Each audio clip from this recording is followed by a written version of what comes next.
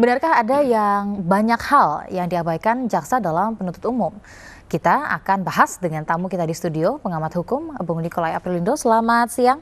Selamat siang menjelang sore. Terima kasih sudah hadir di iNews kali ini. Sama-sama. Kita akan membahas ini terkait dengan persiapan begitu, seperti ada peristiwa yang cukup besar, vonis dari kasus dugaan penistaan agama dengan tersangka yang cukup dibilang istimewa, karena kemarin mengingat tuntutan dari jaksa ini cukup juga mengundang pertanyaan sejumlah pihak.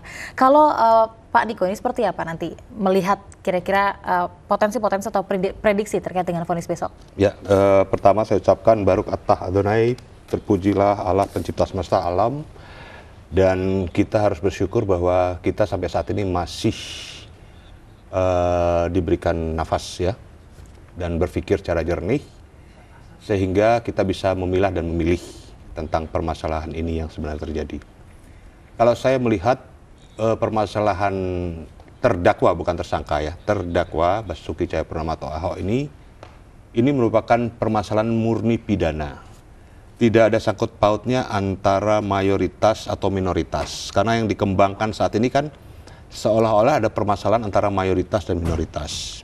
Itu pertama. Sini sebelum kita masuk hukum ya. Yang kedua, kita melihat bahwa ini dikait-kaitkan dengan pilkada, kemudian dikait-kaitkan dengan yang menang adalah dari radikalisme dan sebagainya. Ini merupakan propaganda-propaganda yang sangat-sangat naif dan bisa memecah belah persatuan dan kesatuan bangsa. Ini harus kita hindari. Dan permasalahan hukum ini harusnya kita selesaikan secara cermat di peradilan. Jadi tidak lagi membias atau mengembang di masyarakat bahwa ini adalah permasalahan antara mayoritas dan minoritas. Ini tidak boleh terjadi. Karena kalau sampai itu terjadi akan tercipta suatu kondisi yang sangat-sangat merugikan kepentingan bangsa dan negara ini dalam kehidupan berbangsa dan bernegara. Itu nggak boleh terjadi. Yang kedua, saya melihat bahwa dalam sidang Ahok dari pertama, itu saya sangat apresiasi dan sangat kagum dengan jaksa penuntut umum. Karena dalam dakwaan itu benar-benar tajam. Tajam, dan dakwaannya itu betul-betul mengisi semacam suatu tuntutan atau suatu dakwaan yang sangat menohok pada kelakuan daripada terdakwa ini, pada apa yang terdakwa perbuat di Pulau Seribu. Namun dalam kenyataan setelah masuk dalam pemeriksaan atau proses hukum pemeriksaan para saksi, pemeriksaan alat bukti sesuai dengan pasal 184 KUHP, itu ada beberapa kejanggalan yang membuat saya agak kecewa. Di antaranya? Pertama, pemeriksaan saksi. Saksi-saksi yang dihadirkan oleh jaksa penuntut umum itu adalah saksi-saksi acharge atau yang memberatkan. Namun dalam perjalanan pemeriksaan di depan sidang, saksi-saksi acharge ini banyak sekali dipatahkan argumentasinya maupun banyak dalam tanda kutip dibuat mental breakdown oleh penasihat hukum maupun terdakwa. Namun jaksa penuntut umum tidak berusaha untuk bisa membentengi saksi-saksi ini. Dibiarkan begitu. Dibiarkan saja begitu. Nah, ini apalagi masuk lagi dalam hal seperti dalam tanda kutip kriminalisasi terhadap saksi-saksi seperti dilaporkan ke polisi seperti Novel dan Ibu Hajah siapa tadi namanya? Irene Handono dan beberapa orang lainnya. Kemudian masuk lagi pemeriksaan Kiai Haji Ma'ruf Amin sebagai ketua MUI yang mengeluarkan surat atau menandatangani surat pendapat keagamaan atau kita kenal dengan fatwa, itu pun dikriminalisasi dan diancam, ditekan bahwa akan dilaporkan ke kepolisian.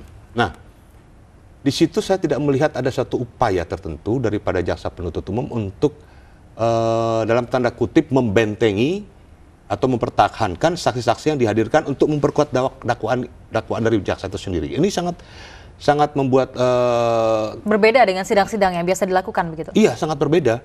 Kalau sidang-sidang saya 30 tahun ya saya bergelut di bidang hukum ini.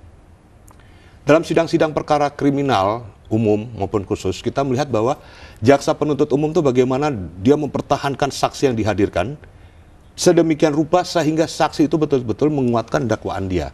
Baik.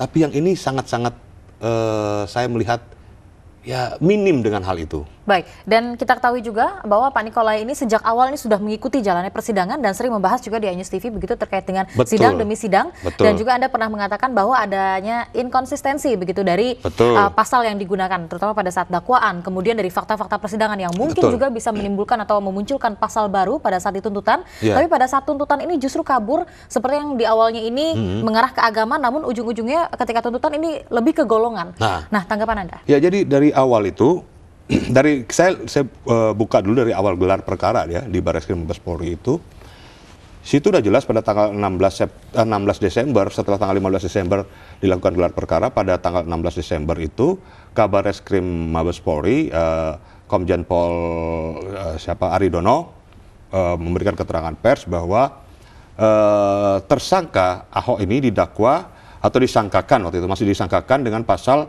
156A huruf A dan pasal 28 ayat 2 Undang-Undang ITE. Nah, tapi dalam perjalanan waktu, saya melihat bahwa ketika penyerahan berkas kepada jaksa peneliti dan kemudian jaksa penuntut umum waktu itu, pasal 28 ayat 2 Undang-Undang ITE ini hilang. Nah, dan timbul pasal 156 KUHP. Nah, beberapa waktu yang lalu ada pernyataan dari Jaksa Agung mengatakan bahwa mereka tidak pernah menghilangkan pasal 28 ayat 2 itu. Hilangnya di mana? Nah, itu menjadi pertanyaan masyarakat dan pertanyaan saya juga. Hilangnya di mana? Apa dalam perjalanan dari Barreskrim ke Kejaksaan Agung? Lalu siapa yang menghilangkan? Jelas-jelas nyata-nyata Kabarreskrim menyatakan bahwa tersangka Ahok disangkakan dengan dua pasal itu, 156A huruf A dan pasal 28 ayat 2 Undang-Undang ITE. Itu jelas di konferensi pers itu. Tapi pada saat tadi begitu Anda mengatakan bahwa dakwaan ini cukup menohok, cukup tajam dengan 156 dan 156A. Padahal sebenarnya ada pasal begitu ITE yang hilang di sana. Iya, yang saya lihat menohok itu dalam pasal 156A-nya. Nah, permasalahan kalau kita melihat ya, dalam tuntutan jaksa kemudian dia mengeliminir 156A itu dan dia memasukkan pembuktian dari 156, ini sangat bertolak belakang antara dakwaan dengan tuntutan, saya melihat. Nah, kalau dalam dakwaan itu jelas dia menyatakan bahwa terjadi penodaan terhadap agama, karena stressingnya adalah pada Al-Ma'idah 51. Nah, itu diucapkan oleh terdakwa. Nah, tapi ketika tuntutan kok ini ya semacam satu penyiasatan sehingga seolah-olah terdakwa tidak melakukan penistaan atau penodaan terhadap agama, tapi terhadap golongan.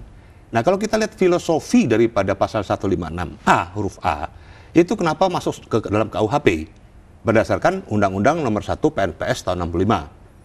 Karena pada saat tahun 64 ketika terjadi penistaan atau penodaan terhadap agama itu, tidak ada pasal yang mengatur tentang itu. Masih digunakan pasal 156, yaitu terhadap golongan. Nah, sehingga waktu itu timbullah keputusan Presiden Soekarno waktu itu untuk memasukkan 156A ke dalam KUHP untuk mengakomodir itu supaya para penista atau penodaan agama ini bisa dijerat dengan pasal itu. Nah, ini seolah-olah saya melihat bahwa jaksa penuntut umum setback ke belakang. Seakan-akan 156A itu tidak ada pasal itu. Sehingga dia pergunakan 156. Baik, jika mungkin ada sejumlah pengamat yang mengatakan bahwa ini memang pasal yang dikenakan adalah pasal karet, tapi Anda sebelumnya mengatakan pasal ini cukup jelas. Sangat jelas, sangat jelas. Itu yang saya katakan tadi. Tapi kenapa seolah JPU ini seolah bisa untuk memelintirnya untuk ke arah sana? Saya melihat begini, jadi JPU itu saya melihat dia tergiring oleh pendapat-pendapat daripada saksi-saksi yang meringankan. Ada charge daripada terdakwa yang dihadirkan oleh penasihat hukumnya maupun ahli yang dihadirkan oleh terdakwa dan penasihat hukumnya. Tapi bagaimana dengan ahli dan juga saksi yang dihadirkan oleh dia sendiri? Itu yang menjadi permasalahan. Harusnya dia kan mempertahankan dalil dan argumentasi dari para saksi maupun ahli yang dihadirkan oleh dia sendiri oleh JPU. Dalam ini saksi acharge dan ahli acharge. Tapi ketika kita melihat dalam perjalanan proses persidangan, itu seakan-akan saksi yang memberatkan atau acharge maupun ahli memberatkan dari JPU itu dilepas begitu saja, bahkan menjadi bulan-bulanan dari penasihat hukum. Nah, ini menjadi satu pertanyaan bagi kami sebagai pengamat ini, kok itu dibiarkan? Nah, Sehingga waktu itu saya juga sempat membahas bersama seorang ibu dari LPSK yang ketika beberapa orang saksi dilaporkan ke polisi maupun tentang Kiai Haji Ma'ruf Amin yang dituduh sedemikian rupa, sehingga saya berbicara di iNews ini juga dengan seorang ibu Tarigan atau ibu siapa namanya dari LPSK itu, dan saya sempat mengatakan kenapa LPSK tidak mengambil satu tindakan untuk melindungi para saksi ini. Nah, ibu itu mengatakan bahwa sesuai ketentuan undang-undang LPSK tinggal menunggu kalau ada laporan. Nah, saya waktu itu kan bilang harusnya jemput bola, ya kan?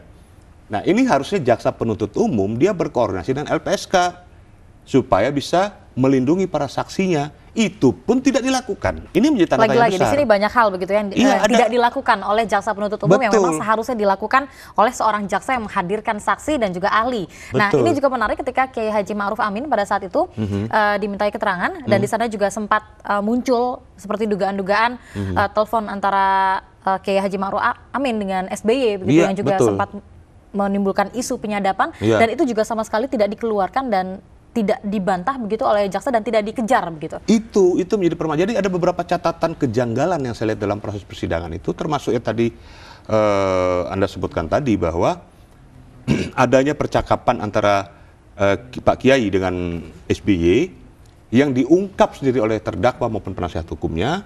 Bahkan mereka mengatakan mereka mempunyai bukti yang cukup, bukti yang kuat untuk melaporkan itu kepada. Dan tidak pernah dibuka di persidangan. Tidak pernah dibuka di persidangan dan jaksa tidak pernah mengejar apa buktinya dan di mana buktinya.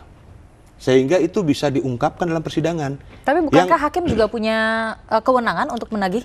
Lah, waktu itu kan yang menghadirkan Kiai Haji Ma'ruf Amin ini kan jaksa, bukan hakim. Yang lebih berkewajiban untuk menagih. Lebih berkewajiban. Hakim itu dia kan hanya sebagai juri. Dia menengahi. Ya kan? Nah, harusnya jaksa yang menghadirkan ini dia yang untuk memperkuat dakwaannya. Apabila ada fakta baru di persidangan, dia wajib untuk mengejar fakta baru itu. Dan dia meminta kepada hakim, jadi ini permintaan jaksa kepada hakim. Ya majelis hakim, tolong karena terdakwa maupun penasihat hukumnya menimbulkan fakta baru dalam persidangan ini, kami minta supaya majelis hakim untuk meminta bukti-bukti itu. Jadi jangan langsung kita lemparkan inisiatif ini kepada hakim, tapi siapa yang menghadirkan itu dulu? Nah, itu yang harusnya dia berperan di situ. Baik, peran yang seharusnya banyak sekali, namun banyak sekali juga yang seolah terlewatkan begitu dan mengundang pertanyaan. Iya. Seperti salah satunya begitu, seperti hal yang seharusnya dilakukan oleh jaksa, dan ini juga sempat dikeluhkan begitu dan sempat dilaporkan juga kepada Komisi Kejaksaan oleh para pelapor dalam kasus ini terkait dengan tuntutan yang seolah mengaburkan apa saja yang sudah dibuka dalam fakta-fakta persidangan. Kita masih akan lanjutkan lagi perbincangan kita usai jeda. Pemirsa, Special Report masih akan kembali untuk Anda sesaat lagi.